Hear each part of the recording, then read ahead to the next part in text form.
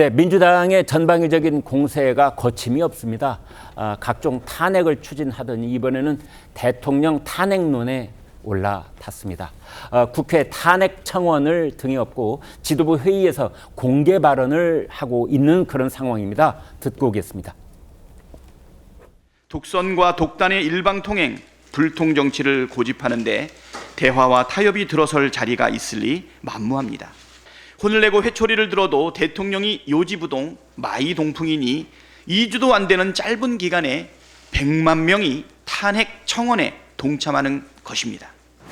이러니 윤석열 대통령을 탄핵하자고 접속하기도 어려운 국회 홈페이지를 방문해 몇 시간씩 대기하면서 탄핵 청원 서명을 하는 겁니다. 이것이 국민의 목소리입니다. 이제 윤석열 대통령 탄핵이라는 용어는 국민 스포츠가 되어가고 있습니다. 네, 홍현주 기자, 이제 대통령에 대한 이제 국회에서의 그 탄핵 청원, 이 뉴스는 사실 오래전부터 있었어요. 그런데 이 민주당이 당 지도부 회의에서 마이크에 대고 저 얘기를 하는 건 이번이 처음인 것 같아요. 그렇습니다. 좀 어떻게 보면 동력을 얻었다고 볼 수 있을 것 같은데요. 네. 이 청원 동의 인원이 100만 명을 넘은 것 어제 오전 10시 30분쯤이었습니다. 지금 방금 확인해 보니까 108만 5천 명 가까이로 또 늘었습니다. 아, 예. 청원이 지난달 24일 시작됐는데 하루 평균 10만 명 이상이 동의한 셈입니다. 말씀하신 것처럼 사실 조국 혁신당은 그동안 윤 대통령 탄핵을 적극적으로 언급해온 반면 민주당은 탄핵에 좀 거리를 두었습니다. 그런데 이 청원을 고리로 민주당이 탄핵을 공개적으로 거론하기 시작했는데요.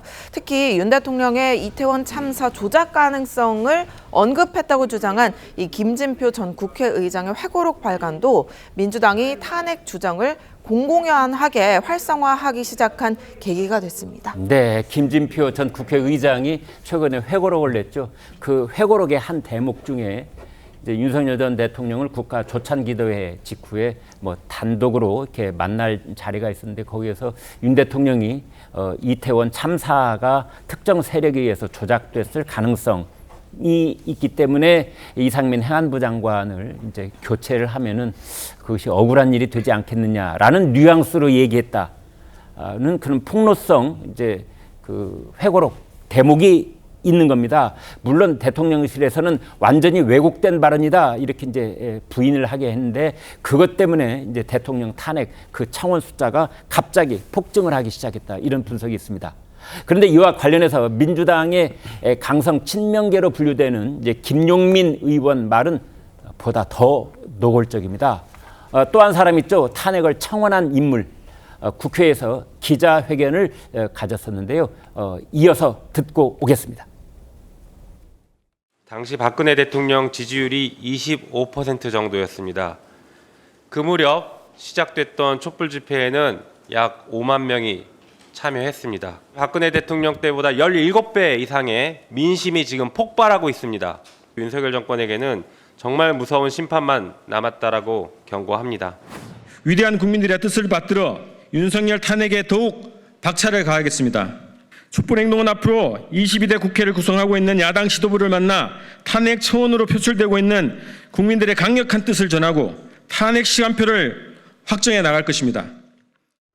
자, 송국건 국장께요. 네. 그런데 저희 시청자들께서는 이제 이런 뉴스를 보고 깜짝 놀라실 분도 계실 거예요. 네. 100만 명? 뭐 이렇게 이제 걱정도 하시고 놀라기도 하시고 그럴 텐데 자, 이거 우리가 어느 정도나 심각하게 봐야 될 것인지가 첫 번째 네. 이제 제가 질문 드리는 거고요. 두 번째는 이 탄핵 문제 잘못 건드리면 역풍이 엄청난 또 문제잖아요. 네. 이 점은 어떻게 봐야 됩니까?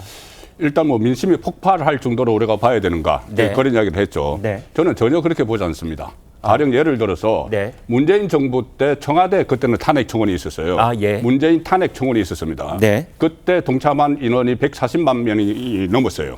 예. 그때 이 코로나 초기에 왜 중국인들 그 입국을 금지하라고 의사협회에서 그렇게 이야기를 했는데 네. 그때 시진핑 그 방한 눈치 보느라고 네. 그것을 막지 못해서 초기에 퍼졌다 해서 청원이 올라가는데 140 몇만 명이 그때 동의를 했어요. 지금 100만 명이잖아요. 네. 그리고 저는 개인 생각이지만 이것은 그 250만까지도 갈 수 있다고 봅니다. 아, 왜 그러냐면은 네. 민주당의 권리당원이 250만 명이에요. 아하. 그리고 일반 당원까지 하면 500만 명입니다. 네. 그러면 지금 이것이 지금 당 차원에서 어떻게 보면 부추기고 있잖아요. 네. 당 차원에서 부추기고 있으면은 열성 지지층, 소위 말하는 개딸을 중심으로 한 권리당원들이 일제히 참여를 하면은 250만까지도 갈 수 있는데 네. 그게 민심이 폭발을 한 것이냐 아니면은 민주당의 당심이 그렇게 모아지는 것이냐 이거 네. 다른 문제가 되는 것이죠. 네. 그리고 조금 전에 역풍 이야기가 있었는데 네. 일부 언론에서 이것을 민주당이 역풍을 의도해서 이 뭐 딜레마다 네. 아니면 이 뜨거운 감자다 이렇게 표현을 하는데 네. 저는 그게 아니라고 봅니다. 이거 진격로를 한쪽을 만들고 있어요.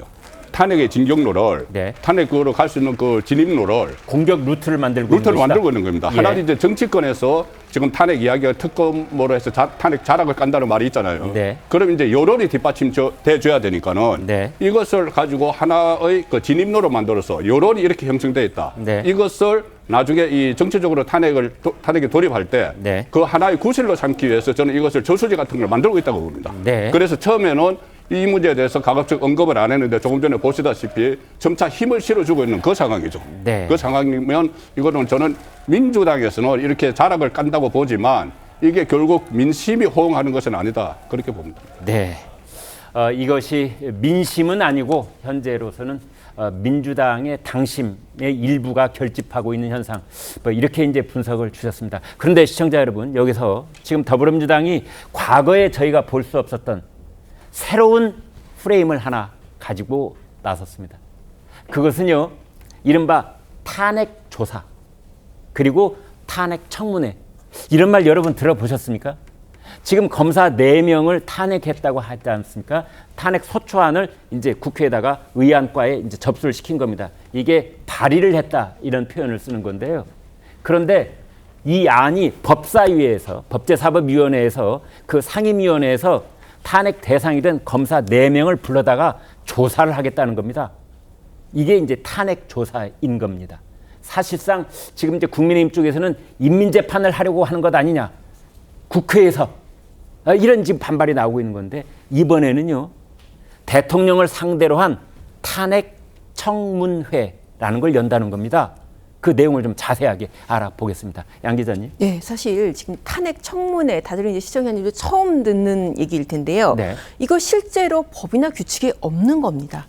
예. 없는 것을 지금 추진한다는 건데요. 이게 지금 어떻게까지 이 얘기가 나왔냐면은 왜 청원법이라는 법이 있습니다. 네. 거기에서 각 기관에서 이를테면 국회나 이런 주요 기관에서 자체적으로 청원제도를 운영할 수 있겠고요. 네. 거기에 따라서 국회에서도 지금 청원제도를 운영을 하는 겁니다. 네. 그리고 내부적으로 어떤 국회 청원 심사 규칙이라는 걸 만들어서 그 규칙에 따르면은 지금 5만 명 동의를 얻어서 법사위 회부가 되고, 그리고 이 청원이 이제 소위를 거쳐서 본회의까지 부의가 될 수 있는 그런 상황이거든요. 네. 그것은 어쨌든 내부 규칙에 뭐 이렇게 돼 있어서 국회 내부에서 추진할 수 있는 절차인데, 지금 말씀하신 청문회 같은 경우에는 도대체 뭐 무슨 자격으로 어떤 무슨 근거로 하는지 저는 아무리 아침부터 제가 규칙을 찾아봐도 네. 지금 찾을 수가 없는 부분이에요. 이를테면 우리가 장관 후보자나 대법관 후보자 같은 경우에는 법에 따라서 청문회를 하게 돼 있잖아요. 인사청문회죠. 그거는. 맞습니다. 네. 그런데 이것은 전혀 뭐 인사에 관한 사안도 아니고 법상 청문회를 해야 되는 그런 경우도 아닙니다. 네. 그런데 마치 이게 법에 정해진 제도에 있는 제도처럼 얘기를 해가지고 이거 청문회 하자. 그러면은 대통령도 불러내자. 이런 식으로 어떻게 보면은 어떤 프레임을 확산시킨 것이 아닌가 지금 그런 생각이 듭니다. 네. 자, 조금 전에 들으신 이제 저희가 어제 기자회견을 가졌다는 그 영상을 보여드렸는데요. 그 발언 중에 권오혁 촛불행동 대표라는 인물을 저희가 보여드렸습니다. 이제 이 그 국회에 들어있는 탄핵 청원을 한 지금 거기에 100만 명이 넘도록 사람들을 불러 모으고 있는 그 캠페인을 주도한 인물인데요. 자, 그 사람에 대한 이야기를 여러분과 함께 좀 자세하게 알아보도록 하겠습니다. 홍 기자, 이 사람이 국가보안법 위반 전력이 있다고 그래요? 그렇습니다. 말씀하신 것처럼 이 권오혁 공동대표가 국회 게시판에 윤석열 대통령 탄핵 소추안 즉각 발의 글을 게시한 인물입니다. 그런데 지난 2월에요. 국가보안법 위반 혐의로 기소돼서 1심 법원에서 징역 1년 6개월에 집행유예 2년을 선고받은 것으로 확인됐습니다. 재판부는 판결문에서 권 씨가 2011년 자신이 운영하는 온라인 홈페이지에 대한민국의 자유민주 기본질서를 부정하고 북한 사회주의 체제를 찬양 공모하는 내용의 글을 게시하고 이적 표현물을 반포 소지한 혐의가 인정된다고 했습니다. 법원은 또 권 씨가 대법원에서 이적 단체로 판결한 단체의 핵심 구성원으로 제주, 경기, 광주 지역에서 활동했다고 판단을 했습니다. 권 씨는 지난 1998년과 2000년에 두 차례에 걸쳐서 국가보안법 위반 혐의로 유죄 판결을 받은 바 있는데요. 2018년 출마를 했습니다. 그래서 그때 확인된 바에 따르면 이미 전과 5범이었습니다. 권 씨는 한국경제와의 통화에서 국가보안법 위반 전력과 윤 대통령 탄핵 청원은 별개 문제다 이렇게 말했습니다. 네. 자, 별개 문제라고는 했지만 최창렬 교수님, 별개가 아니고 지금 야권 지도부를 면담하겠다, 뭐 연대하겠다 그런 취지의 얘기인지 저희가 궁금해지는 대목이 그런 거예요. 권오혁 이분의 지금 이런 행동은 정당성이 전 상당히 약화될 것 같아요. 왜냐하면 아무튼 이게 이 자체 대통령 탄핵과 국보법 위반 자체는 별개죠. 그렇다 하더라도 지금 전과 범위인데다가 지금 야권 지도부와 이 사람이 지금 촛불 행동이라는 이유로 이제 면담하고 있다는 건데 아무튼 국민들 중도층이 볼 때 대통령 탄핵에 대한 이 여론은 대통령에 대한 지지율이 정체를 보이는 것과 대통령 탄핵이라는 건 그렇게 똑같은 건 아니에요, 사실은. 탄핵은 굉장히 쉽지 않은 겁니다. 그리고 헌법과 법률에 명백하게 위반돼야 되는 건데 지금 윤 대통령에게 헌법과 법률에 명백하게 위반된 행동은 찾기가 어려워요. 그런 상황, 물론 정치적인 측면에서 공격을 하긴 하는 건데 저는 아무튼 권오혁 대표란 분이 지금 이렇게 하는 건 정당성이 좀 떨어진다고 보고 과거 국보법 위반 자체가 유권자들이 볼 때는 좀 별개를 하더라도 그게 이제 좀 자격 같은 게 그 정당성이 떨어진다고 보는데 하나 지금 말씀드리고 싶은 건 이거예요. 아까 이제 문재인 대통령 때 이제 140만. 근데 그때와 지금이 좀 다른 게 그때 140만의 청원이 있었고 또 문재인 대통령 지지 청원이 또 있었어요. 그때. 지지 청원이 있었고 그때 여대 야소였고 여소야되고. 그리고 그때는 또 청와대에서 아무튼 이유가 무엇이 됐든 간에 어떤 국민들의 이런 이 탄핵의 이런 여론 같은 거 이런 것들에 대해서 진지하게 뭐 들여다보겠다 이런 취지 얘기를 했다고요. 제가 말씀드리고 싶은 건 이런 겁니다. 지금 윤 대통령에 대한 지금 탄핵의 지금 숫자가 계속 올라갈 것 같아요. 제가 봐도 올라가는데 이 자체가 그렇게 무슨 대통령의 탄핵을 이끄는 건 아니에요. 아니라 하더라도 대통령실이 이 부분에 대해서 이를 바라보는 인식이나 태도를 좀 달리해야 된다고 저는 생각해요. 아까 그 말씀은 일리가 있는 말씀인데 이거를 아무 문제 없다고 자꾸 그렇게 얘기하면 안 된다는 거예요. 어쨌든 간에 이건 국민들의 여론을 심각하게 들여다본다는 이렇게 약간 좀 로우키로 가는 게 맞다. 문 대통령 때는 어디 여대 야소였고 지지율이 지금보다 좋았다고요. 그런 걸 같이 감안해서 볼 필요가 있다는 생각이 들어요. 이 상황은. 전 그리고 민주당이 어쨌든 지금 탄핵이다. 그리고 이제 뭐 검찰 탄핵 이건 너무 과도하다고 봅니다. 과도하다고 보고 이 탄핵 청문회도 마찬가지예요. 탄핵 청문회 그럼 윤 대통령을 소환할 겁니까? 그거 아니잖아요. 윤 대통령 증인으로 신청해서 할 것도 아니기 때문에 아주 공세적인 측면이 강합니다만 야당은 야당대로 과도면이 있고 그렇다고 해서 지금은 특히 대통령실이 이 부분에 대해서 너무 방관할 건 아니라는 생각이 든다는 겁니다. 알겠습니다. 자, 그런데 이런 이제 국민 동의 청원 이것은 법적 절차가 다 있습니다. 국회 본회의에 이게 이제 본회의에 부의가 돼서 국회 본회의를 통과를 하면요 바로 정부로 이송되도록 그렇게 되어 있습니다. 정부로 이송돼 오면 이제 정부에서는 거기에 대한 처리 결과를 또 다시 국회로 보고를 해야 되는 이제 그런 절차가 있는데 이런 절차를 끝까지 밟게 될 것인지 그건 좀 지켜보면 되겠습니다. 여권에서는 민주당이 탄핵에 중독됐다. 이런 분석을 내놨는데요. 듣고 오겠습니다. 방송통신위원장도 탄핵, 판사도 탄핵, 검사도 탄핵, 뭐 헌법상으로 누구든지 할 수 있는 거라는 것을 알려주고 그래서 대통령 탄핵을 해서 탄핵을 성공시킬 가능성도 크다고 생각하겠죠. 일종의 윤석열 대통령 탄핵을 위한 빌드업 작업이다 이렇게 보시는 거예요? 그렇죠. 그리고 또 대선에서 실패한 그런 지금 현 처지를 탄핵이라는 것으로 모든 것을 심리적으로라도 위안을 삼고 있는 상황이 아닌가. 그래서 탄핵에 중독된 사람들이죠. 네, 조 변호사님 이제 탄핵 중독 얘기를 하면서 대선 패배에 대한 심리적 위안을 삼으려고 한다 이런 분석을 내놨는데 어떻게 보세요? 저는 만약에 지금 김재원 전 의원의 이러한 해석이 정부 여당의 해석이라고 본다면 굉장히 위험하지 않나 생각이 듭니다. 지금 청원 숫자가 2주 만에 100만 명을 넘어섰죠. 한 달을 채우게 되면 200만 명이 넘는다는 보도가 나오고 있습니다. 이것이 과연 국민들이 그 민주당 지지자들이 대선 패배를 위안을 삼기 위한 도구로 쓰고 있나라는 저는 그렇지 않다고 봐요. 청원 과정 굉장히 복잡합니다. 들어가셔가지고 상당 기간을 기다린 다음에 접속을 해서 자신의 인적사항을 기입을 하고 동의하는 절차를 밟아야 되는 거예요. 그 숫자가 100만 명이 넘었다는 것은 어떻게 보면 정부 여당이 엄중하게 보셔야 되는 사항입니다.